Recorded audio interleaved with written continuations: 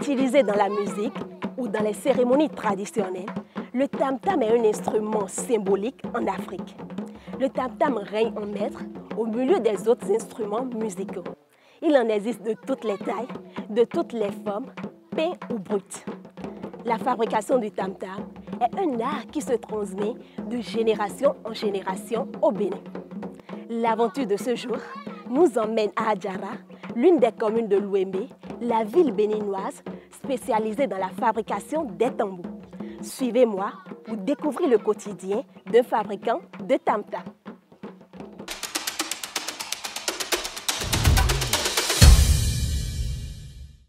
Azan le azan pata tan wa yin rete mi de ron parti lo bon kun ko mena boran ze hun lo boran jira gbasagone bon wa ni hun o ti bo mi no ba yu bon sin bo mele no wa boran ho ta ni sa bo nu si mele no wa ni lo me yan bro festival théâtre teme le abi lo me le yan zan animation ni kupere yon wa boran ho on peut passer à Jean, et mais mi desi oui. Mais ho mi ton tabo mi ton là, il devait créer bon mi jowa bo amo.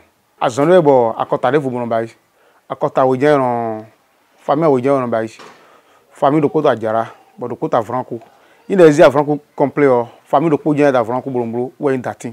Il est wa Adjara, famille de Kota Adjara Bolombo wo in a holko. O so le ta Jean go yen titan wo yen te.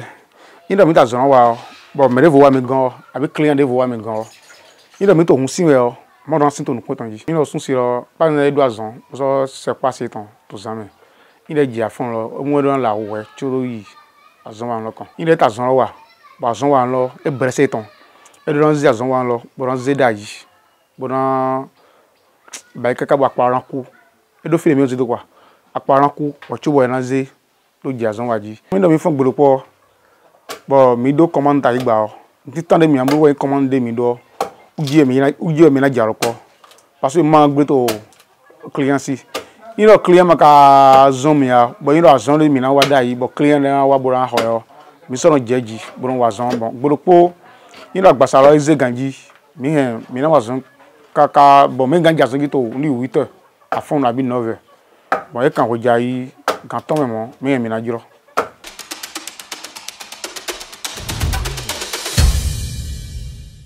Mi do hun support bonon pa par exemple mi no be dan hun sato hun gangbo hun de don ko masere presque hun de gbe no ba animation to vodun si no ya a mi saton ya Jean que il y a un théâtre avec festival ya hun le bi complet ouais mi no blo azon titan de mi no zan we machine de don 100 de sier no zan don 100 no mi ilo mi 100 no po bon mi be hegbe mi ran yi envie atire ilo mi zan envie atire je niveau de mi ran yakun akun lo mi don kun kaka so yi home to be déchirer son home na atin lo ilo mi be déchirer son home na atin lo po mi ran zan envie nous partons lo mi don na forme atin lo ilo mi ne forme po mi lo ran yo ji to no kole agbasagone ndo me bon mi lo mi kole agbasagone po mi ran ze do wo nbo e no dosin pere atele mi non zan do mblo hun le o mi non zan zintin bon zan samba bon zan iroko bon zan labapin ina mi na fatin de mi do mblo hun le o des fois fi atin lo mi mondo mi no yi des fois parfois mi au Nigeria sakete bonu daso plepo ayi gens de qualité de mi 40 ans le mi non zan ogbotan mi non zan onitan mi non zan ote ina mi na mblo mi na sin saturday o mi to obligé bronzan ni yu kun gangan talking grom mi to obligé bronzan yu de to fragile quoi botton wo mi no zi don si on pe vi re ale no mi zi ayu de trigba do si on pe vi e ma kan don mi to obligé we zon do hun do kloko we do ayu ton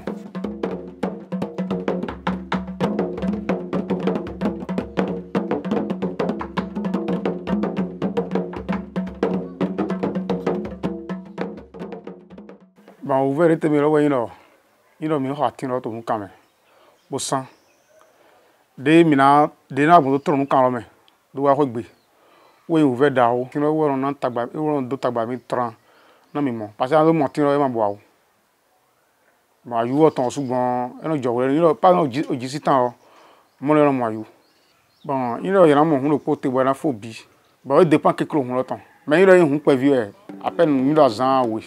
Mais il y a un bi complet. Au moins, il y a un bail, c'est le coup. À zone où il y a un bao. Bon, il y a un bail qui est en couleur, il est vraiment fatigué, il me dit complètement. Parce que le minute où on a fait, il fait un cacarari. Bon, il est en mer. Au coup, il est bi complet, ouais, on veut.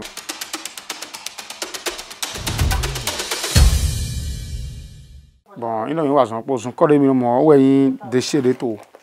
Avec balole. Déchets. Nous les voyons bien dans.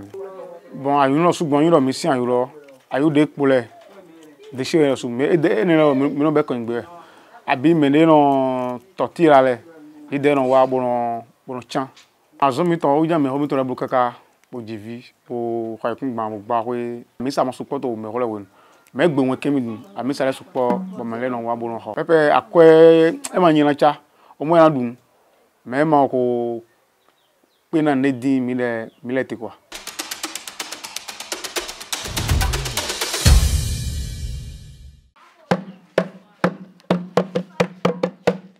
Nous sommes à la fin de cette belle aventure dans l'univers des tambours.